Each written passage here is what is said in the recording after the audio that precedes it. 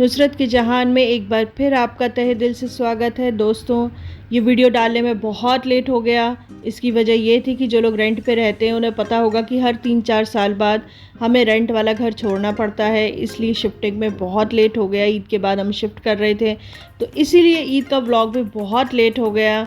तो अब चलिए शुरू करते हैं ईद का व्लॉग। जहाँ से छोड़ा था वहीं से हम शुरू करते हैं। तो ये है चांद रात।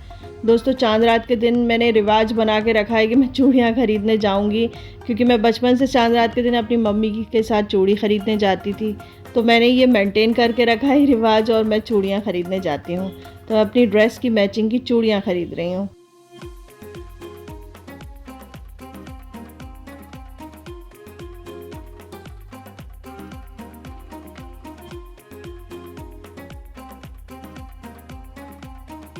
फिर मैंने लिए कुछ गुलाब के फूल।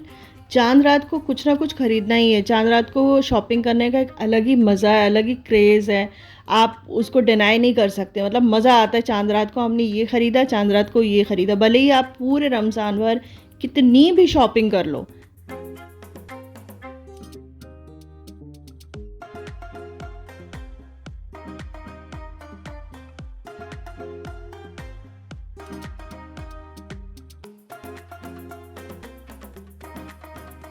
फटाफट घर आने के बाद मेरी बेटी ने मेहंदी लगाई मुझे, और मैंने छोले वाले चने भिगा दिए, और साथ ही मैंने छुआरे भिगाए जो 2 तरह से यूज़ होंगे। एक तो शीर खुरमा में भी डालूंगी, और सुबह फातिहा के लिए भी दूध में उसको पका करके बनाऊंगी।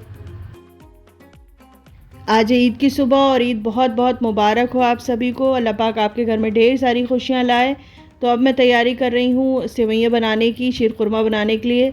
घी में इलायची डाल के खूब अच्छे से मैंने सेवइयों को भून लिया। और ये सेवइयाँ मैं शाहीन बाग से लाई थी। अगर आपने मेरे ईद शॉपिंग का व्लॉग देखा होगा तो आपको पता होगा मैंने कौन सी शॉप से ये सेवइयाँ ख़रीदी हैं। तो उसको मैंने अच्छे से भून लिया। उसके बाद सारे ड्राई फ्रूट्स डाल के उसी में मैंने भून लिए हैं। साथ में इसमें मैंने जो रात में भिगाया था छुआरा वो भी डाला है।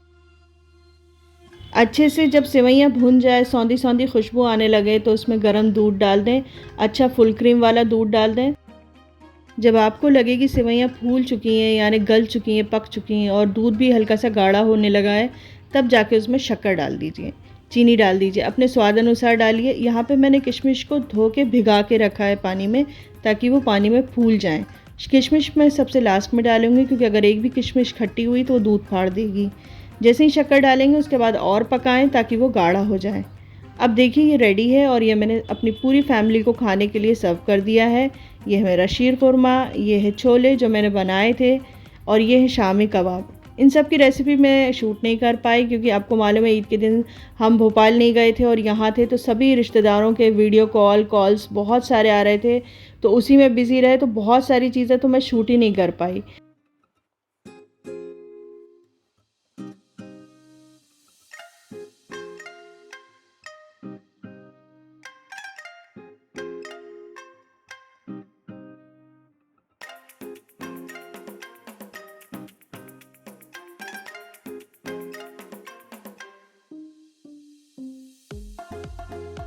मेरी बेटी का ये ईद का आउटफिट मैंने कहाँ से लिया है ये मैंने आपको ईद के शॉपिंग व्लॉग में बता दिया था। तो जिनको नहीं पता है वो वापस उस व्लॉग में जाके देखें कि किस स्टोर से हमने ये परचेज़ किया है।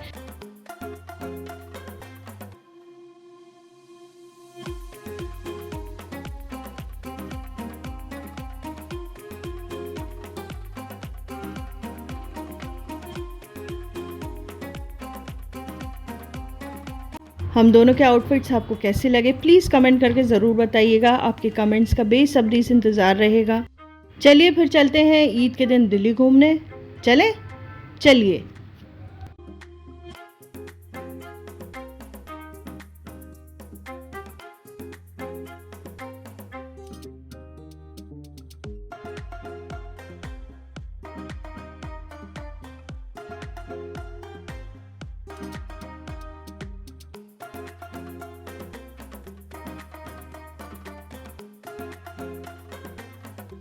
आज हम पहुँचे हैं मेहरौली, और मेहरौली में एंटर होते के साथ ही हमने देखा बड़े बड़े फैशन डिज़ाइनर्स के स्टोर्स, अनीता डोंगरे और भी बहुत सारे, अभी आप आगे देखोगे।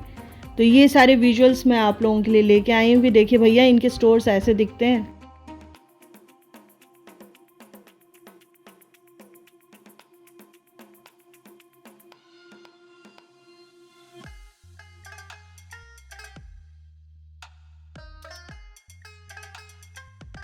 और अब आ चुका है हम सबका फेवरेट सब्यसाची का स्टोर। मतलब मेरी और मेरी बेटी की तो चीखें निकल चुकी थी यहाँ पे। मतलब कमाल की ड्रेसेस टंगी हुई थी।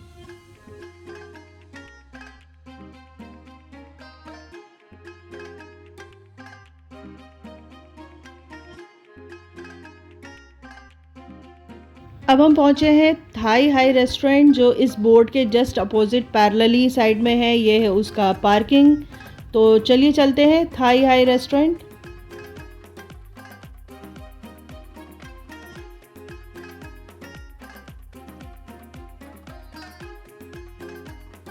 इसकी सीढ़ियाँ देखिए, ये बिल्कुल ही एंटीक लग रही थी, पूरे वुड की थी, चलने में हिल रही थी।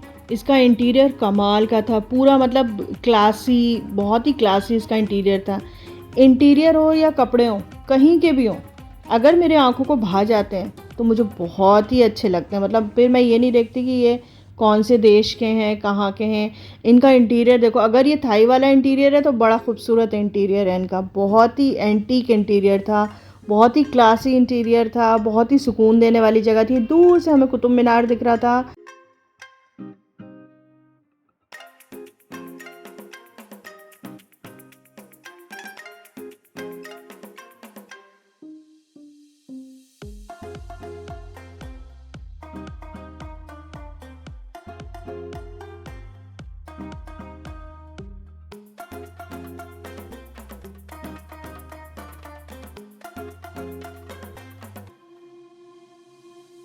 फिर हमने डिनर ऑर्डर किया। थाई फूड मैंने पहली बार टेस्ट किया, काफ़ी अच्छा टेस्ट था।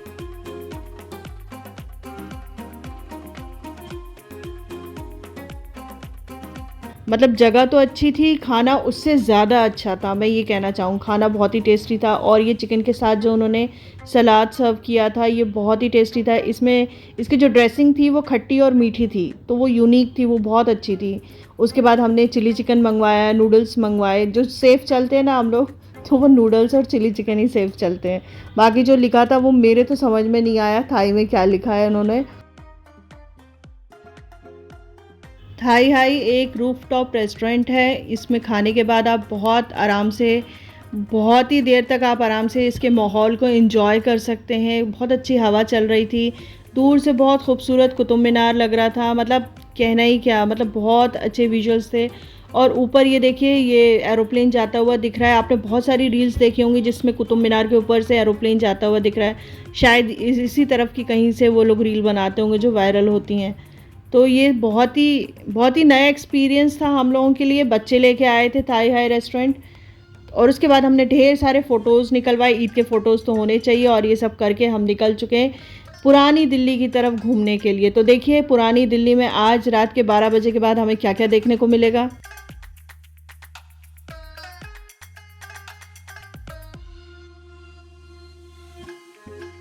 ये हम घूमते घूमते पहुँचे हैं दरियागंज, और ये है दरियागंज की मलाईदार लस्सी, और ये है फालूदा। ईद के रात में नहीं घूमा तो फिर क्या घूमा। तो चलिए ईद की रात में, ये देखिए सड़क पे फ़ोटो खींच रही है एक बच्ची की। और सारे लोग रिश्तेदारों से मिलने के लिए टोपी पहने हुए और बहुत चमकीले चमकीले प्यारे प्यारे से कपड़े पहने हुए। मैं तो सबकी ड्रेसेस देख रही थी कि ईद के दिन सब ने क्या क्या पहना है। और बच्चे, ये तो दो क्यूट बच्चे मुझे पूरे रास्ते दिखे हैं। ये दो क्यूट बच्चे रिक्शे के पीछे बैठे हुए थे। ये आपको जगह जगह मेरे वीडियोज़ में मिलेंगे ये बच्चे। और यहाँ पे ईद का मेला लगा हुआ था, बहुत बड़ा मेला था। मतलब बहुत बड़ा था, मतलब आप इस कैमरे से देख ही नहीं पा रहे कितना विशालकाय मेला लगा हुआ था ये ईद का। और ये रात के 1 बज रहे हैं, 1 बज चुका है अभी तक।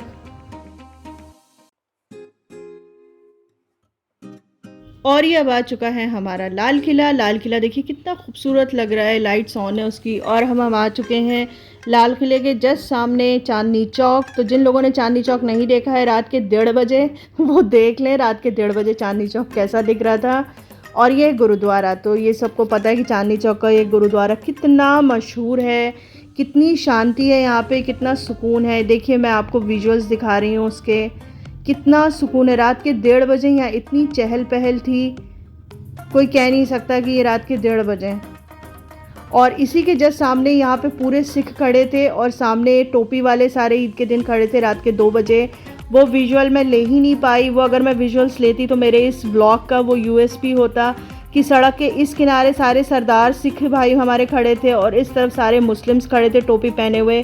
वो शॉट मैंने मिस कर दिया। मतलब इंशाल्लाह नेक्स्ट टाइम ईद के दिन मैं ये शॉट ज़रूर कैप्चर करूँगी अपने कैमरे में कि एक तरफ पूरे सिख खड़े थे सड़क के एक किनारे और एक किनारे पूरे मुस्लिम्स खड़े थे। इन्हीं विजुअल्स के साथ आपको छोड़े जा रही हूँ। व्लॉग में क्या अच्छा लगा क्या नहीं अच्छा लगा प्लीज़ कमेंट करके ज़रूर बताइएगा। चैनल को सब्सक्राइब प्लीज़ कर लीजिएगा। मिलेंगे नेक्स्ट वीडियो में।